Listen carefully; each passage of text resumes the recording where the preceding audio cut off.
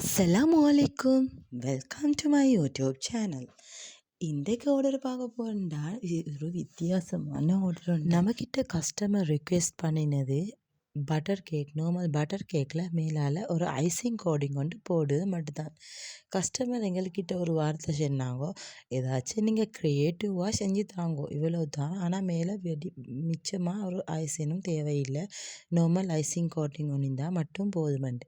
என்னடா செய்வோமென்னு சொல்லி யோசிச்சு ஈக்க போக்குறது தான் எனக்கு ஒரு ஐடியா வந்துட்டு, அப்படியே நம்ம டபுள் லேயர் போடுவோம். இந்த நாள் ரிப்பன் கேக் ரெசிபி தானே போடுவேன், இது நம்ம கொஞ்சம் வித்தியாசமாக டபுள் லேயர் போடுவோமெண்டு ட்ரை பண்ணின ரெசிபி தான். கேக் தான் இது கேக்.